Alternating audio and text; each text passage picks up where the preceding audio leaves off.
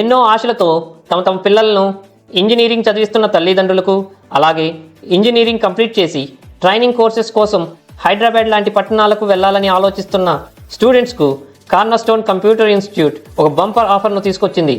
Top 10 high paid salaries అందుకునే trending software కోర్సెస్ను ఇప్పుడు మన దర్శిలోనే ఫ్రీ ట్రైనింగ్తో పాటు ఫ్రీ ఇంటర్న్షిప్ ఇచ్చి మా రియల్ టైమ్ ఇండస్ట్రీ ఎక్స్పర్ట్స్ ద్వారా హ్యాండ్స్ ఆన్ ఎక్స్పీరియన్స్ అందిస్తుంది మన కార్నర్స్టోన్ కంప్యూటర్ ఇన్స్టిట్యూట్.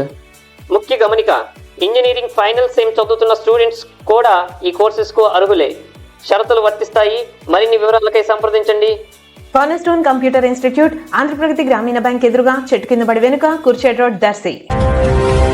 దర్శి నియోజకవర్గంలో ఎన్నికల సమయంలో వివిధ చోట్ల జరిగిన ఘర్షణల్లోనూ అలాగే ఇతర రాజకీయ సంబంధమైన వివాదాల్లోనూ పోలీస్ స్టేషన్లలో కేసులు నమోదైన వారి పేర్లను దర్శి నియోజకవర్గ TDP in-charge doctor Gottipati Lakshmi, doctor Kadiyala Lalitha సాగర్ల ప్రత్యేక శ్రద్ధ, ప్రత్యేక కృషితో పార్టీలకు అతీతంగా 45 మంది పేర్లు, అందరి పేర్లు జిల్లా ఎస్పీ ఏఆర్ దామోదర్ పోలీసు రికార్డుల నుంచి తొలగిస్తూ ఉత్తర్వులను ఈరోజు శుక్రవారం జారీ చేశారు.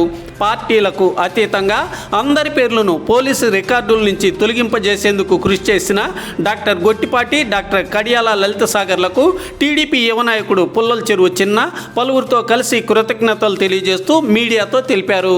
ఎన్నికల్లో జరిగినటువంటి సార్వత్రిక ఎన్నికల్లో తెలుగుదేశం పార్టీ మీద, తెలుగుదేశం పార్టీ నాయకులపైన, తెలుగుదేశం పార్టీ కార్యకర్తలపైన ఎక్స్ పార్టీ అయినటువంటి వైఎస్ఆర్సీపీ పార్టీ కార్యకర్తలు, నాయకులు, వాళ్ళ ఎవరైతే ఉన్నాడో వాళ్ళ ఎమ్మెల్యే అభ్యర్థి అయినటువంటి ఒక వ్యక్తి ఆ రోజు జరిగినటువంటి ఎలక్షన్స్లో చిన్న చిన్న గొడవల్ని కావాలనే ఒక దురుద్దేశంతో మనసులో ఏదో కక్ష పెట్టుకొని వచ్చిన వాళ్ళని బెదిరించి భయపెట్టి వాళ్ళని పంపించాలనే ఉద్దేశంతో ఆ రోజు చిన్న ఘర్షణలు కూడా కావాలని చెప్పేసి తెలుగుదేశం పార్టీ కార్యకర్తల పైన రౌడీ షీట్లు అనేవి పెట్టడం జరిగింది. ఆ రౌడీ షీట్లు ఏవైతే ఉన్నాయో మొత్తం మీద ఒక 50 మంది మీద పెట్టడం జరిగింది.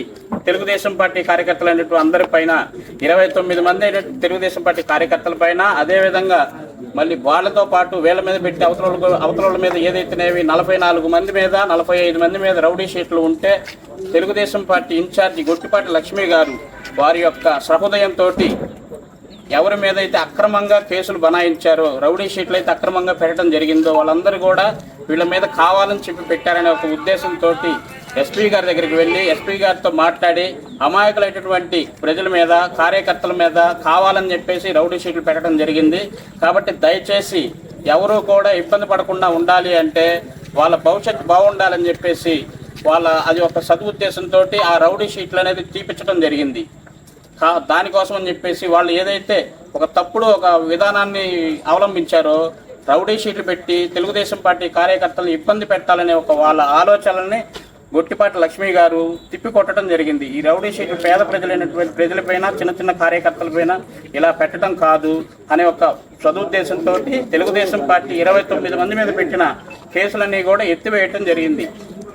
ఓన్లీ రౌడీ షీట్ల వరకు తీసివేయడం జరిగింది.